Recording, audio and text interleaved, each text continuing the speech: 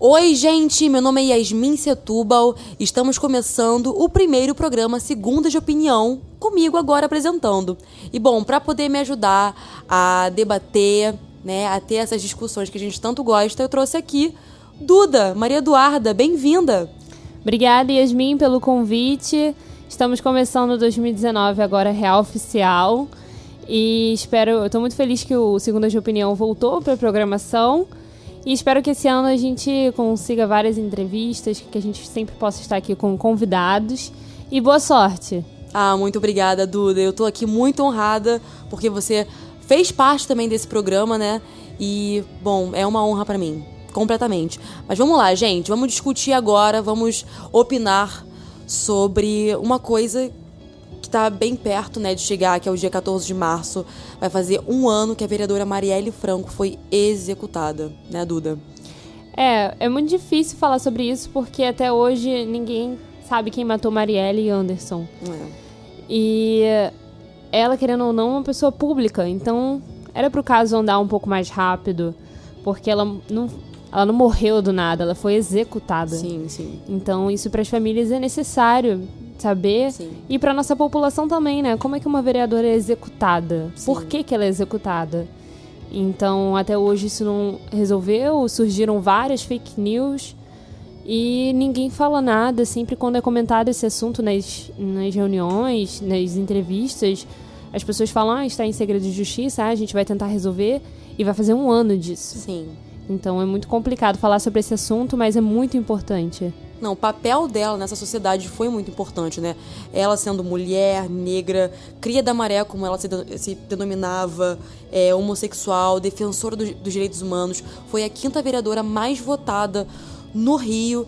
Então, assim, a importância que ela teve pro Rio de Janeiro foi imensa, e terem executado a Marielle foi um atentado à democracia, e é muito complicado, é muito sensível, né? É uma questão muito sensível, porque afeta vários lados da política. Muita gente poderosa também está envolvida nisso, porque até agora nada foi resolvido, o caso não foi resolvido, ninguém sabe quem matou Marielle Anderson, e é isso. Mas para poder pensar também de uma maneira muito positiva da imagem da Marielle, eu também quero falar muito sobre a Mangueira, que homenageou-a, né?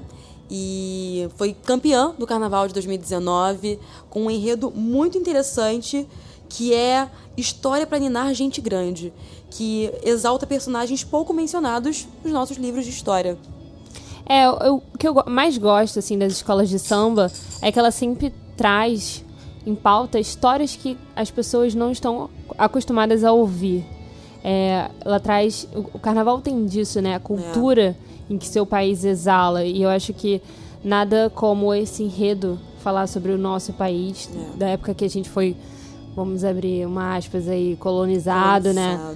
E é muito importante, eles trouxeram, foi muito bonito. Todo mundo, assim, a gente vê os movimentos nas redes sociais, como todo mundo ficou arrepiado quando a escola entrou, com o seu enredo, com a história que trouxe dos negros e das pessoas que foram importantes, mas foram acobertadas por outras mais ditas importantes. Sim, sim.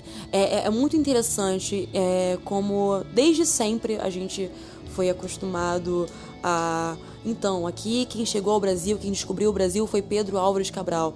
Só que na real, Pedro Álvares Cabral não descobriu nada. Ele encontrou o Brasil e invadiu o Brasil. Aqui existiam índios que já habitavam as suas tribos, entende? Assim, esse povo que habitava aqui perderam o direito de viver livremente no seu país, no seu local, assim, onde eles moravam e tudo mais. Eles foram estuprados, foram maltratados, foram escravizados. Então, assim, eles retrataram essa história de uma maneira muito bonita, e para poder informar mesmo a sociedade de que a história está um pouco errada. É muito importante também sobre esse enredo e sobre as escolas de samba, as outras, terem falado que o nosso governo já não tá tão legal, né? Então as escolas de samba vieram para dar esse reforço de trazer qual importante foi a nossa história, quem foi importante na nossa história, Sim. quais são os problemas que a gente está enfrentando na sociedade atualmente. Então, Que é um reflexo, né? A nossa Exatamente. história, ela reflete tudo que tá acontecendo hoje. Exatamente. Não foi só a Mangueira que homenageou a Marielle, né? Então foram outras escolas de samba. Teve uma de São Paulo. Teve uma de São Paulo. E teve a do Rio também, além da Mangueira. Os familiares da Marielle Desfilaram. né? Sim. Sim. Então, Yasmin, o que você traz pra mim, assim, de reflexão, né? Sobre esses assuntos que a gente tá trazendo aqui. O que eu trago de reflexão é muito complexo isso que você me perguntou, hein, Duda? Muito complexo. Eu acho que é muito complexo, né? Porque tem tanta gente... É difícil falar. É muito difícil falar isso. Nossa. É difícil falar, assim... Porque, assim, a gente tá vivendo numa época agora, principalmente com o nosso novo presidente da República, né? Querendo ser... Posso ser parcial? Posso, não posso? Fica à vontade, é segunda de opinião. Ok. Vou ser parcial, então. Eu acho que agora o nosso presidente da República, né? Como ele foi eleito, ele tá representando muita gente aí. E... pra ser muito sincero, eu fiquei bem surpresa. Porque você vê que a população não tá tão evoluída quanto eu achava que ela estivesse. Então... Nossa, que difícil isso, Duda. Tá achando difícil? Fica calma. Tô. A vida é difícil mesmo. Isso acontece. O que eu penso, assim, das escolas de samba, do carnaval, de qualquer movimento cultural, assim... de grande massa, é que hoje a gente precisa tratar sobre esses assuntos, sabe? Sim. Sobre a intolerância, sobre racismo, sobre feminicídio, sobre a nossa história raiz, não a nossa história Nutella. Então, eu acho que a todo momento a gente fala, porque eu tô militando. Eu acho que a gente acordar, a gente tem que militar. A gente tem que militar, né? Que agora virou um... Tipo, empoderamento. Virou um... Vamos militar. Mas eu acho que a todo momento em que a gente acorda, a gente tem que pensar que a gente veio de algum lugar e alguém tem que contar essa história e a gente tem que procurar as fontes verdadeiras num tempo em que a gente vive de fake news. Sim. Que é enorme. A gente entra no... Vamos fazer um jabá aqui, né? No blog Fato ou Fake e a maioria das notícias hashtag é fake, porque as pessoas estão espalhando fake news, né? Como... Sei lá, taca milho pra galinha, sabe? O WhatsApp elegeu o nosso presidente. A gente não pode se esquecer disso. O tanto de informação que foi espalhada, né? Sem nenhum tipo de confirmação, sem nenhum tipo de apuração. É absurdo isso.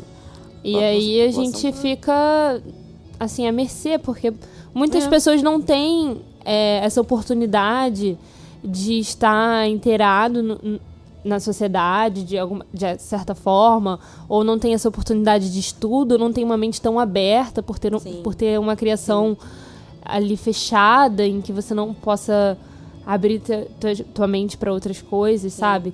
Então, é uma preocupação muito grande viver numa sociedade assim, mas eu acho que todos os dias a gente, como jornalista e futuros jornalistas, a gente tem que estar preocupado em informar desde o pequeno, assim, desde o nosso pai, da nossa mãe, a nossa avó, o nosso amigo do lado, a gente mostrar que, peraí, não, isso aqui que você está falando não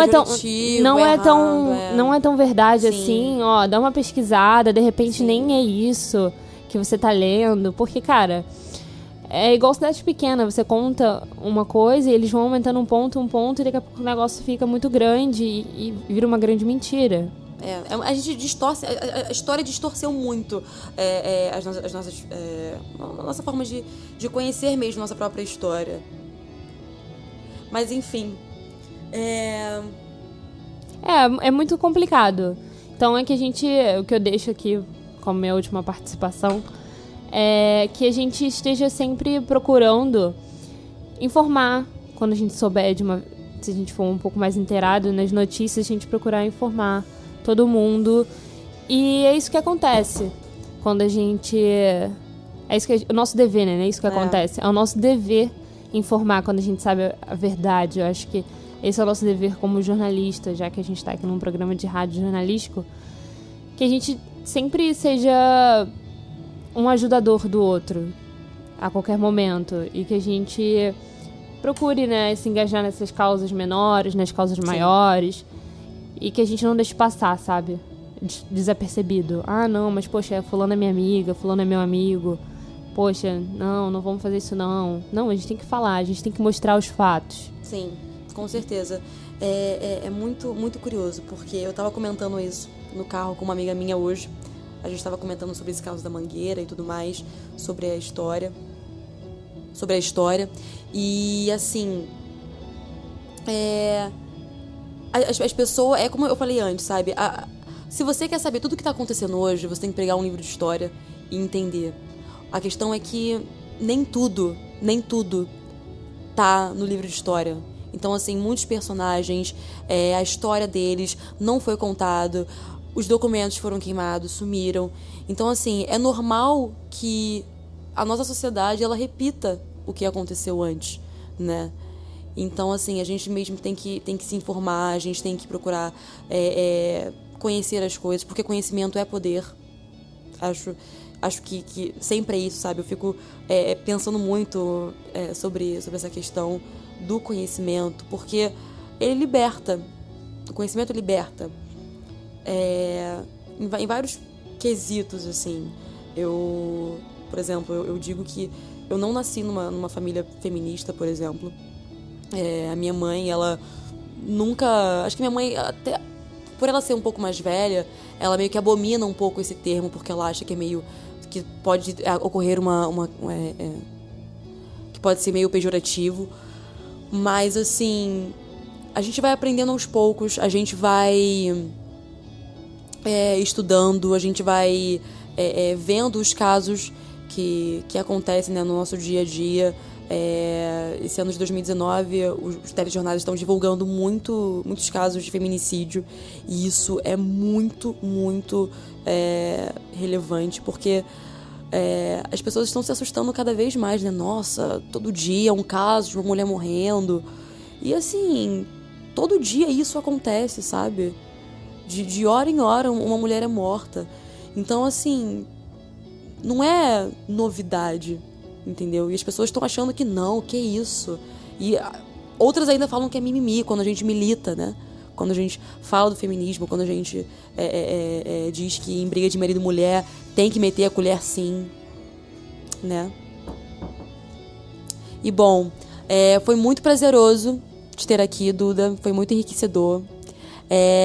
Eu ainda vou me acostumar um pouco a ter esse programa de rádio, né? A saber como lidar com esse microfone, com a linguagem. Eu tô um pouco nervosa, mas eu tô muito feliz de estar aqui. E muito obrigada pela sua participação. Eu amei. Eu que agradeço por você ter me chamado. E é assim mesmo, a gente começa e daqui a pouco a gente pega no tranco. Tá, muito obrigada, gente. Um beijo.